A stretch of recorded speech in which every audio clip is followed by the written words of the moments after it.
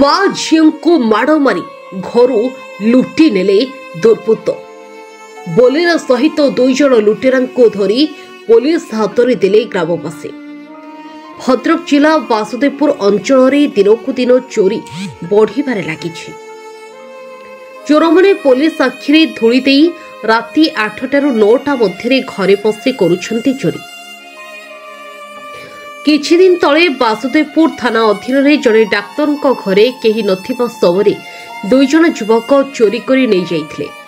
ଏପର୍ଯ୍ୟନ୍ତ ଚୋରମାନଙ୍କ ଟେର ପାଉନି ପୋଲିସ, ତଦନ୍ତ ଚାଲିଛି। ସେହିପରି ଭାବରେ ଗତକାଲି ରାତିରେ ନାଗାଣୀଟିହି ଥାନା ଅଧୀନରେ ଥିବା ସାନକୃଷ୍ଣପୁର ପଞ୍ଚାୟତ ପାଳସାହିର ପ୍ରଫୁଲ୍ଲ ଲେଙ୍କାଙ୍କ ଘରୁ ଦୁର୍ବୃତ୍ତମାନେ ଚୋରି କରି ନେଇଯାଇଛନ୍ତି। ସୂଚନା ଅନୁଯାୟୀ ଗତକାଲି ରାତିରେ ପ୍ରଫୁଲ୍ଲ ଲେଙ୍କା ତାଙ୍କ ଗାଁରେ ଥିବା ପଡ଼ୋଶୀଙ୍କ ଘରକୁ ଭୋଜି ଖାଇବାକୁ ଯାଇଥିଲେ। ଏହାର ସୁଯୋଗ ନେଇ ରାତି ପ୍ରାୟ 8ଟା ସମୟରେ ଏକ ବୋଲେରୋରେ 4 ଜଣ ଦୁର୍ବୃତ୍ତ ପାଳସାହି ଛକରେ ଓହ୍ଲାଇଥିଲେ।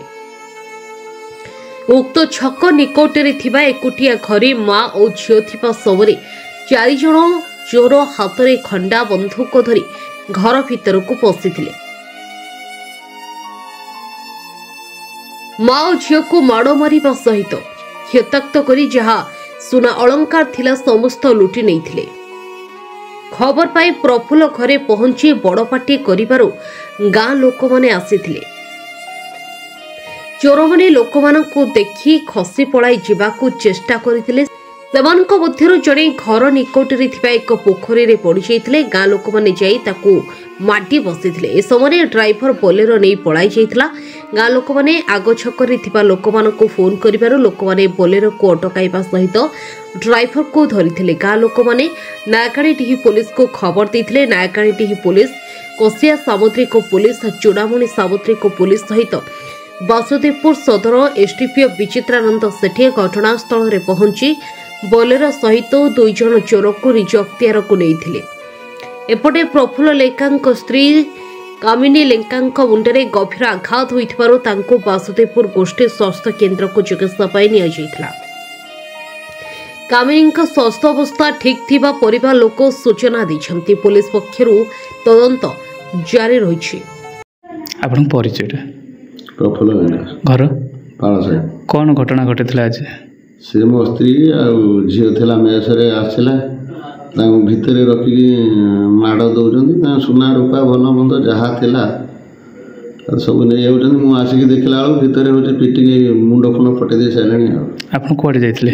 ମୁଁ ଯାଇଥିଲି ଗାଁରେ, ଗୋଟେ ହେଉଛି ସେ ଦାଦାହାର ବାଛୁରୀ ମରିଯାଇଥିଲା, ଖାଇବାକୁ ଯାଇଥିଲି। ଏ କେତେ ସମୟ ହେବ? 8ଟା। କେତେ ଜଣ ଆସିଥିଲେ?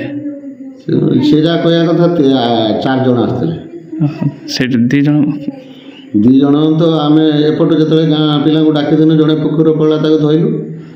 ଆଉ 2 ଜଣ ଡିଆ ମାରିକି ପଳେଇଗଲେ। ଆଉ ଲକ୍ଷ୍ମୀଦାସପୁର ବୋଲେରୋରୁ ଆମ ଗାଁ ଛୁଆ ଯାଇକି ଜଣକୁ ଧରିକି, ଗାଡ଼ି ହେଉଛି ଥାନାବାଲା ଧରିକି ନେଇଛନ୍ତି। ଥାନାବାଲା କେତେବେଳେ ଆସିଲେ?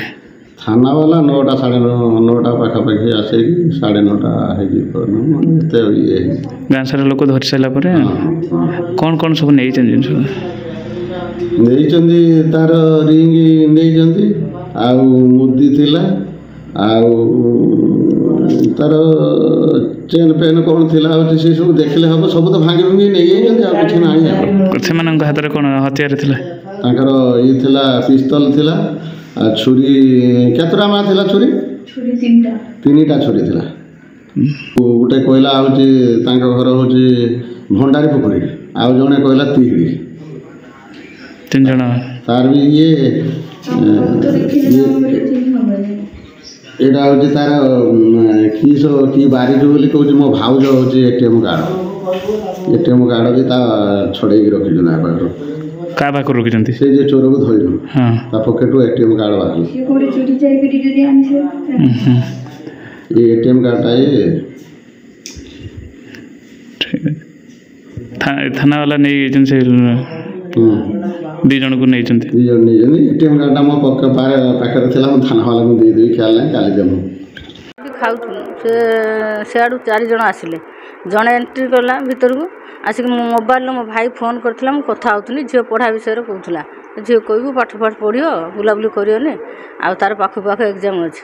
मुझे हाँ से पढ़ियो कहले हाँ मामू मुझे खाई सारिक रात पढ़ी बस कथा हो मोबाइल टाक आसिले डायरेक्ट छड़ेक नहीं गले मो मोबाइल ये था मोबाइल आम कथा हो निज मोबाइल 2टा मोबाइल नहीं गले नहीं जाकि कहले चुपना बस कहीं कहले भाई क्या मुझे भाई जाइए खाया गाँव को जाइए खाया मुझे भाविनी आम गाँ पिला बोधे कई भाविनी मत आसते डाकिया खाईते दादा पुआ मोर बांध ना मुझे चिन्ह पारे सडनली आसिक मत कहले मुझे भाई जाइए खाया बोले भाई खाया भाई जाते गंडगोल करके आइले हूँ छकर भाई गंडगोल क्या साथी गले सी तो क्या साथ गंडगोल करते कहले हे चुपना बस कहले कबाटा देदेले देदेकि मत ये बसईदे मत कहले कहीं जिनस पत्र कौन काढ़ मुझे ना कि ना तू आम धन मो पुओ भाया तू मो कति एमती कौन कथबार्ता कर मुझे तो माँ मो झील तो भौणी आ लागना मो झील हाथ लागना आउ मराधरा करना मत जी 2 गुट मारला मुझे मत मारदे मो झील को मारना मो जीवन सी आउ ता देहर हाथ देना मुझे मरीजी मत तू छुरी भूसी दे छुरी जन धरती जड़े बंधुक धरती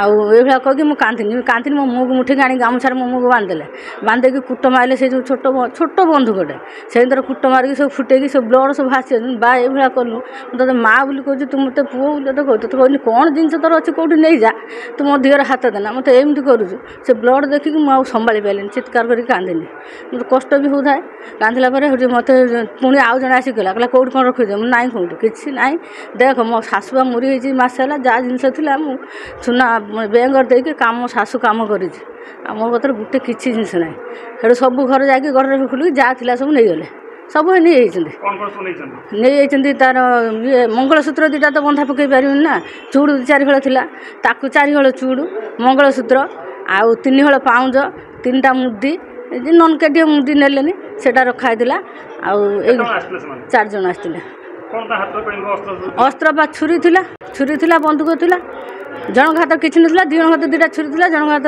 गोटे छुरी बड़ छुरी गोटे धरता आउ जन छोटे आउ गोटे बंदूक धरता आउ जन हाथ किसी नाला